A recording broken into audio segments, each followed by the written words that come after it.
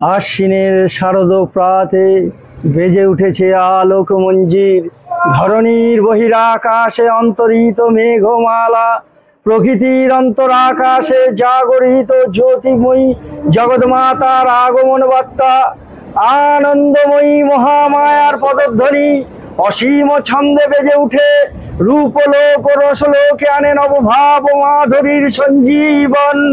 তাই আনন্দিতা শ্যামলী মাতৃকার চিন্ময়ীকে মিন্ময়ীতে আবাহন।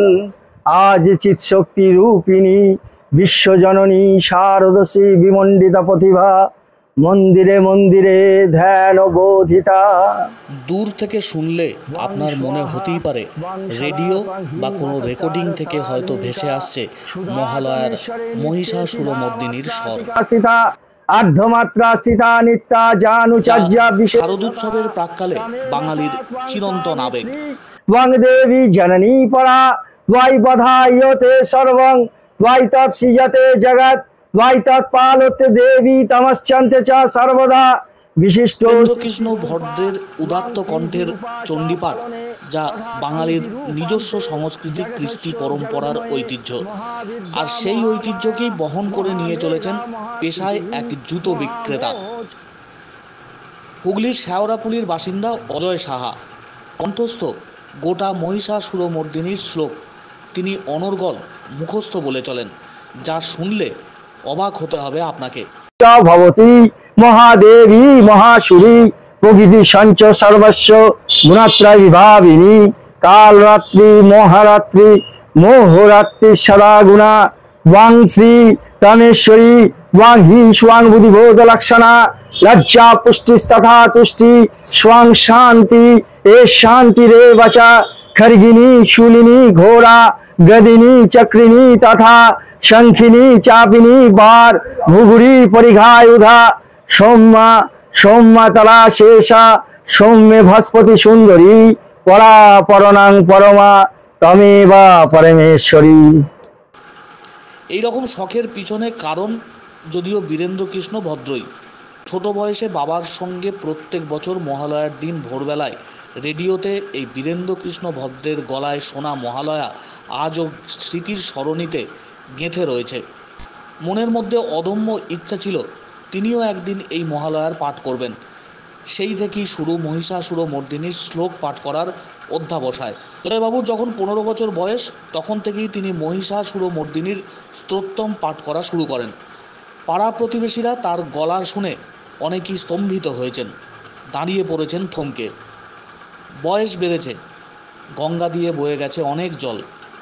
এখন নিজের কণ্ঠে আত্মস্থ করে রেখেছেন মহিষাসুরমর্দিনীকে। অনর্গল বলে চলেন সেই শ্লোক। পেশাগতভাবে ব্যবসায়ী হয়েও মনের মধ্যে কণ্ঠস্থ করে রেখেছেন মহালয়ার সেই নস্টালজিয়াকে। দেবী প্রপন্নাতি হরে প্রসীদ প্রসীদ মাতো জগতখিলস্য প্রসীদ বিশ্বেশ্বরী পাহি বিশ্বম তমেশ্বরী দেবী চরাচরস্য আধারভূতা জগতস্তমেকা মহিষরূপেণ যতঃ তিতাসি অপাং স্বরূপ স্থিতা ত্বয়ি তৎপ্রাজতে কৃষ্ণমলঞ্চ বীর্যে ত্বং বৈষ্ণবী শক্তির ননন্ত বীর্যা বিশ্বস্য বীজং পরমাসি মায়া সন্মোহিতং দেবী সমস্তমেতৎ ত্বং বৈ প্রসন্না ভুবি মুক্তি হেতু বিদ্যা সমস্তস্তব দেবী ভেদা শ্রিয়া সমস্তা সকলা জগৎসু ত্বয়িকয়া পূরিতমং বৈ তৎকাস্তে স্তুতি স্তব্ধ পরায় পরোক্তি সর্বভূতা যদা দেবী স্বর্গমুক্তি প্রদায়িনী স্বং স্তুতা স্তুত একা বা ভবন্তু পরমক্তয়া সর্বস্ব বুদ্ধি রূপেণ জনশ্রী সংস্থিতে স্বর্গা পর্গা দেবী নারায়ণী নমস্তুতে কলাকাষ্ঠদি রূপেণ পরিণাম প্রদায়িনী বিশ্বস্ত সর্বত শক্তে নারায়ণী নমস্তুতে সর্বমঙ্গল মঙ্গলে শিবে সর্বাত্ম সাধিকে শরণ্যে ত্রম্বকে গৌরী নারায়ণী নমস্তুতে সৃষ্টি স্থিতি বিনাশানাং শক্তিভূতে সনাতনী গুণাশ্রয়ে গুণময়ে নারায়ণী নমস্তুতে শরণাগত দীনার্থ পরিত্রাণ পরায়ণে সর্বেশ্বরী হরে দেবী নারায়ণী নমস্তুতে। আমার বাবার থেকে শিখলাম।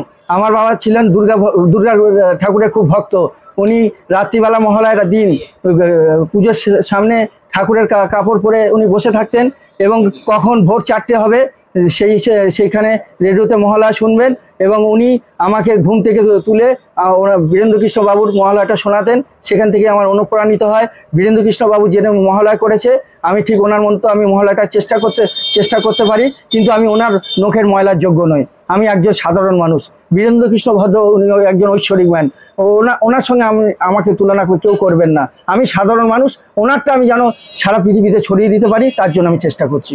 রূপিণী শিবে নারায়ণী নমস্তুতে নৃসিংহ রূপেণ অগ্রেণা হন্তং দৈত্যান কৃতজ্ঞমে তৈলক্য ত্রাণ সহিতে নারায়ণী নমস্তুতে কৃতিনী মহাবজ্রে সহস্র নয়নোজ্জ্বলে বিত্র প্রাণ হরে চন্দ্রী নারায়ণী নমস্তুতে শিবদূতী স্বরূপেণ হতদৈত্য মহাবলে ঘোর রূপে মহারবে নারায়ণী নমস্তুতে দংশকরাল বদনে শিরমাল বিভূষণে চামুণ্ডে মুন্ডমোধনে নারায়ণী নমস্তুতে।